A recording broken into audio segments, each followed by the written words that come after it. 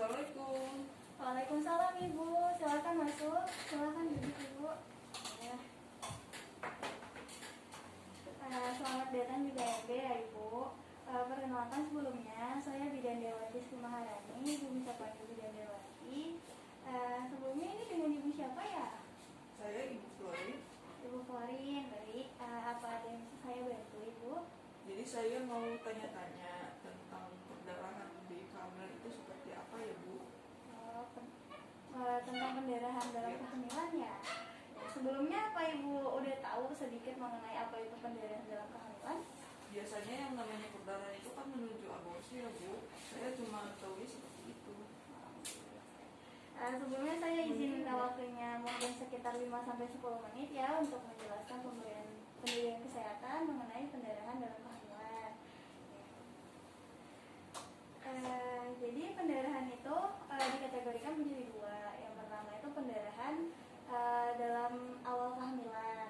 Nah, pendarahan dalam awal kehamilan ini biasanya terjadi dalam usia kehamilan yang kurang dari 20 minggu. Jadi masuk ke kategori awal. Nah, dalam pendarahan kehamilan awal ini bisa mengarah ke beberapa kondisi yang lebih serius. Yang pertama contohnya kayak abortus atau biasa dibilang keguguran. Jadi yang pertama itu ada abortus atau keguguran. Abortus itu adalah ancaman atau pengeluaran hasil konsepsi atau pembuahan di mana sebelum janin dapat hidup di luar kandungan.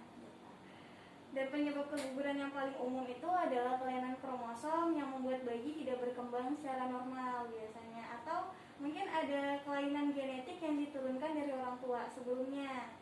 Ada juga misalnya ada masalah pada plasenta, itu juga bisa menyebabkan keguguran, Bu. Nah, yang kedua itu ada kehamilan ektopik atau kelahiran di luar rahim. Tanda-tandanya nih untuk kehamilan ektopik itu yang pertama ada nyeri perut, rasa mendadak tiba-tiba kok nyeri gitu. Terus yang kedua ada riwayat amenorea atau tidak menstruasi. Nah, jadi sebelumnya kalau punya riwayat kemarin-kemarin tuh nggak menstruasi, nah itu bisa jadi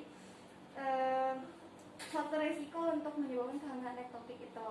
Lalu yang terakhir itu adanya pendarahan pervagina. Lalu yang ketiga ada kehamilan molahidatidosa atau kehamilan anggur. Nah, hamil anggur ini tanda-tandanya ada pendarahan di vagina berupa percak dari jumlah yang bercak sampai banyak gitu. Nah, terus ada juga mual muntah. Jadi ibu ngerasa mual muntah yang hebat.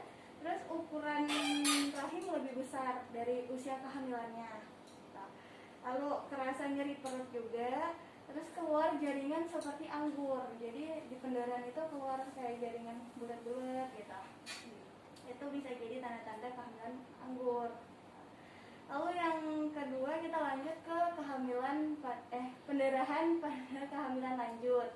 Nah, pendarahan yang terjadi pada usia kehamilan lebih dari 20 minggu itu masuk ke kategori lanjutnya. Nah, hal ini bisa terjadi karena beberapa hal. Yang pertama, plasenta previa. Plasenta previa itu adalah kondisi di mana ari-ari atau plasenta menutupi sebagian jalan lahir atau seluruh jalan lahir. Nah, tanda gejalanya itu yang pertama adanya pendarahan yang berwarna merah segar.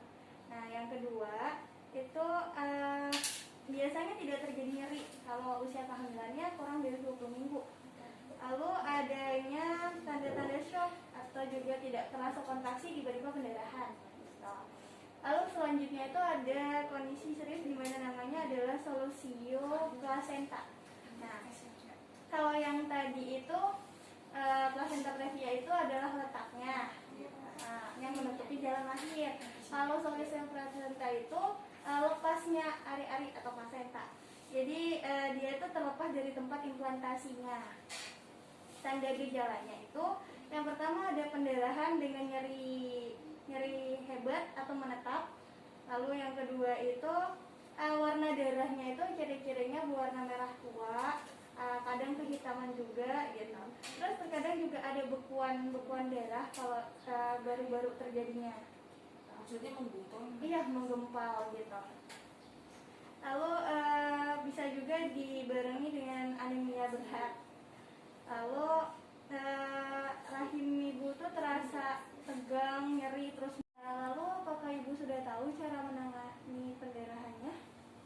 Betul.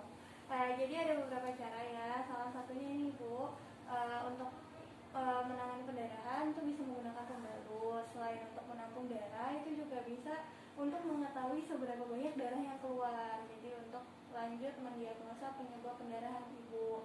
Gitu. Lalu selanjutnya juga ibu bisa segera ke fasilitas kesehatan terdekat. Nah, jadi untuk pemeriksaan lebih lanjut, gitu ibu. Baik Bu, apakah sudah paham? Apakah ada yang ingin ditanyakan lagi? Tidak, saya sudah paham. Baik, terima kasih atas waktunya dan kunjungannya Ibu.